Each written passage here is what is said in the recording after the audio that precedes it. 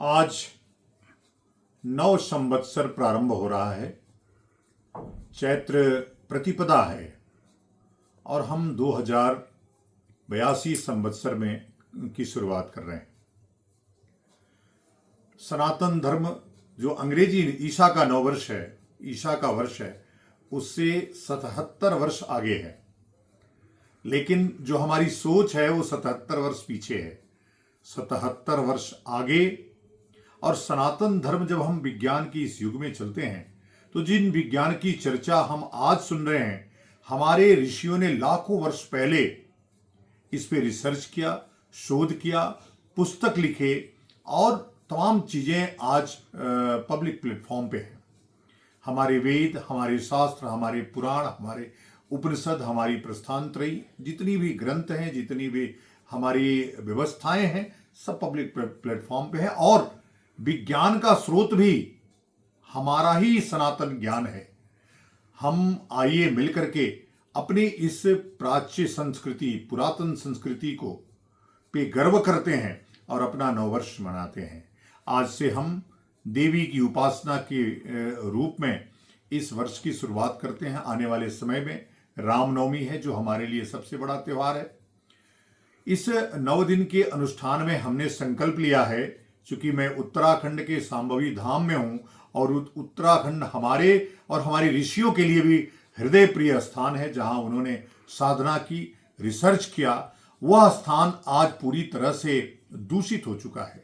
आइए उसके शोधन का काम शुरू करते हैं। शोधन की शुरुआत हमने संकल्प लिया है और आग्रह किया है उत्तराखंड सरकार से कम एक भूमि जहां देवता रहने के लिए ललायित होता है, जहां देवता भी निवास करने से प्रसन्न होता है, हमारे जाने से हमको पुण्य लाभ मिलता है, जहां हमारे चारों धाम हैं, उस ऐसे हिमालय को देवालय घोषित करिए, हिंदुओं का देवालय घोषित करिए। और एक प्रदेश, हमें नहीं कहते कि कोई आए जाए ना, लेकिन एक प्रदेश जो वास्तव में देवभूमि प्रदेश है, जिसका गौरव भारतीय जनता पार्टी को मिला है, उस प्रदेश को देवभूमि घोषित करे और देवभूमि घोषित करके कानून बनाए कि यह एक पवित्र भूमि है हिंदुओं की, जिसमें मांस, मदिरा और गैर हिंदुओं का निवास वर्जित रहेगा। यह कानून बन जाएगा। यह कानून कोई नया नहीं है। यह कानून अंग्रेजों ने बनाया 1915 में, महामना पंडित मदन मोहन मालवीय के प्रयास से बना। और वह हरिद्वार आज भी निषिद्ध क्षेत्र है। उसी को विस्तारित करके पूरे उत्तराखंड को देवभूमि प्रदेश बना करके इसको संरक्षित और सुरक्षित करिए, ताकि दुनिया के लिए एक ऊर्जा का स्रोत बन सके उत्तराखंड, आध्यात्मिक जागरण का केंद्र बन सके उत्तराखंड। और आध्यात्मिक, जब कोई एक पावर हाउस, आध्यात्मिक पावर हाउस होता है, वहां से पूरी जो आध्यात्मिक विकिरण है, ऊर्जा है, वो विस्तारित होती है। तो मैं ये चाहता हूं कि उत्तराखंड को देवभूमि घोषित करके इसको संरक्षित किया जाए। और तीसरा, भारत को हिंदू राष्ट्र घोषित करने का उत्तराखंड सरकार भी प्रयास करे। और हमारा तो संकल्प है ही, क्योंकि हमको हर वर्ष एक संकल्प लेना पड़ता है।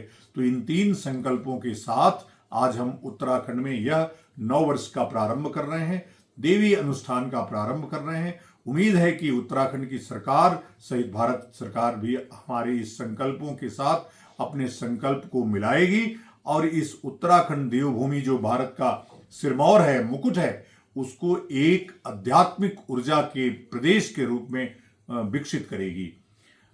मुझे किसी से कोई, चूंकि 9 वर्ष है, हमारे लिए उत्सव है, मां का अनुष्ठान है, तो इसको कोई नफरत की दृष्टि से न देखे, पूरी दुनिया देखे। भारत आज भी हम कितने सबको लेकर के स्वाग्राही हैं, सब सुरक्षित हैं, सब प्रफुल्लित और पल्लवित हो रही हैं। इसलिए मैं चाहता हूं कि सनातन धर्म की यह भूमि संरक्षित और सुरक्षित रहे। और चूंकि कानून का राज है, उसको जब तक हम कानून से संरक्षित नहीं करेंगे, तब तक वो संरक्षित नहीं होगा।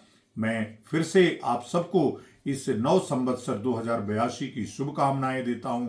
आपका जीवन मंगलकारी हो, आपके जीवन में उन्नति आए, सभी प्राणियों का वो हो, सबकी जय जयकार हो, धर्म की जय हो, अधर्म का नाश हो, प्राणियों में सद्भावना हो। ये सनातन धर्म की प्रवृत्ति है कि हम सब में सद्भावना की बात करते हैं।